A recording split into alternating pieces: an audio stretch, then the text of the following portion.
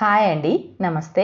Welcome to Suhasna's kitchen. నేను మీ సుహాస్న రెడ్డి. ఈరోజు మన కిచెన్లో రాగి పిండితో అప్పటికప్పుడు దోశల్ని ఎలా వేసుకోవాలో చేసి చూపించబోతున్నా. చాలా క్విక్గా ప్రిపేర్ చేసుకోవచ్చు అండి. చాలా సింపుల్గా తయారు చేసుకోవచ్చు. అంతేకాకుండా మనకి ఈ రాగి పిండితో దోశలు తినడం ఆరోగ్యానికి చాలా మంచిది కాబట్టి తప్పకుండా ఒకసారి ట్రై చేయండి. ఇందుకోసం 1 కప్పు రాగి పిండిని ఒక పెద్ద బౌల్లోకి తీసుకోవాలి. అలాగే ఇందులోకి 2 స్పూన్స్ బొంబాయి రవ్వని తీసుకోవాలి. అలాగే 2 స్పూన్స్ గోధుమ పిండిని కూడా తీసుకోవాలి. గోధుమ పిండి వేసుకోవడం వల్ల మనకి దోశలు బాగా వస్తాయి, లేదంటే కొంచెం విరిగిపోయినట్టుగా వస్తాయి. ఇందులోకి రుచికి సరిపడా ఉప్పును, కొద్దిగా క్యారెట్ తరుగును, కొద్దిగా పచ్చిమిర్చి, కొద్దిగా కొత్తిమీర, కొద్దిగా కరివేపాకు అన్నీ కూడా చిన్నగా కట్ చేసి వేసుకోవాలి. ఇవన్నీ కూడా బాగా కలిసేలాగా కలుపుకున్న తర్వాత ఇందులోకి 1 కప్పు నీళ్ళను వేసుకోవాలి. మనం ఏ కప్పు అయితే రాగి పిండిని తీసుకున్నామో అదే కప్పుతో 1 కప్పు నీళ్ళను వేసేసి ఇదంతా బాగా కలిసేలాగా కలుపుకోవాలి. మనకి ఎక్కడే కానీ ఉండలు లేకోకుండా అంతా కూడా బాగా కలిసిపోవాలన్నమాట.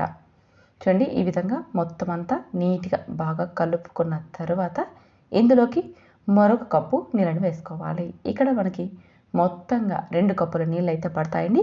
ఫస్ట్ 1 కప్పు నీళ్ళు వేసుకొని అంతా కూడా బాగా కలిసేలా కలుపుకున్న తర్వాత ఇందులోకి మరొక కప్పు నీళ్ళను వేసుకోవాలి. ఇలా వేసేసి ఇదంతా కూడా బాగా కలిసేలాగా కలుపుకోవాలి. చూడండి, పిండి అనేది మనకి ఈ జారుగా ఉండాలి. అప్పుడే దోశలు అనేది మనకి పల్చగా రవ్వ దోశలాగా వస్తాయన్నమాట. ఇప్పుడు ఇందులోకి 1 స్పూన్ జీలకర్రని కూడా వేసేసుకొని మరొకసారి కలిపి పక్కన పెట్టుకోవాలి. ఇప్పుడు స్టవ్ మీద పెనం పెట్టుకొని పెనం బాగా వేడెక్కిన తర్వాత కాస్త నీళ్ళని చిలకరించుకొని చూడండి, వీడియోలో చూపించిన విధంగా పై తేటను తీసుకుంటూ దోశను వేసుకోవాలి. రవ్వ దోశకి ఎలా అయితే మనం పై తేటను తీసుకొని దోశను వేసుకుంటామో అదే విధంగా పై తేటను తీసుకొని ఇలా పల్చగా దోశను వేసుకోవాలి. దోశ సగం కాలిన తరువాత ఆయిల్ని కొద్దిగా అప్లై చేసుకోవాలి. మంట మాత్రం హై ఫ్లేమ్లోకి మీడియం ఫ్లేమ్లోకి అడ్జస్ట్ చేసుకుంటూ దోశను బాగా క్రిస్పీగా అయ్యేంత వరకు కాల్చుకోవాలి. చూడండి, దోశ అనేది బాగా రంగు మారి మనకి బాగా ఫ్రై అయిపోయింది అయిన తర్వాత దోశను తీసేసుకోవాలి. దోశను తీసేటప్పుడు కాస్త జాగ్రత్తగా తీయాలి. చాలా పల్చగా వచ్చింది కాబట్టి విరిగిపోతుంది. చూడండి, ఇంతే, రాగి దోశ రెడీ. చాలా క్విక్గా ప్రిపేర్ చేసుకోవచ్చు. చాలా టేస్టీగా ఉంటుందండి. మార్నింగ్ టైంలో పిల్లల కోసం ఇలా చేసి ఇచ్చారంటే వారు ఇష్టంగా తినేస్తారు. పలుచగా ఉండడం వల్ల క్రిస్పీగా ఉంటుంది కదా, ఆ టేస్ట్ని పిల్లలు చాలా బాగా ఇష్టపడతారు. ఇదే విధంగా మిగిలిన దోశలన్నీ వేసుకోవచ్చు. 1, 2 లేదా 3 దోశలు వేసిన తర్వాత పిండి అనేది గట్టిపడుతుంది.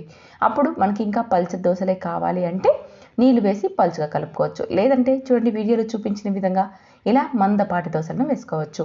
1 గరిటె పిండిని తీసుకొని కొద్దిగా ఆయిల్ని అప్లై చేసేసి పిండిని మామూలు దోశ ఎలా అయితే మనం వేసి గరిటెతో స్ప్రెడ్ చేస్తామో ఆ విధంగా స్ప్రెడ్ చేసుకొని మూత పెట్టి 5 నిమిషాల పాటు మనం దోశను కాలనివ్వాలి. 5 నిమిషాల తర్వాత కొద్దిగా ఆయిల్ని అప్లై చేసుకొని మరో సైడ్కి టర్న్ చేసి మరొక 5 నిమిషాలు కాల్చి తీసుకోవాలి. ఇలా మందపాటి దోశలను వేసుకోవచ్చు, లేదంటే పలుచటి దోశలను కూడా వేసుకోవచ్చు.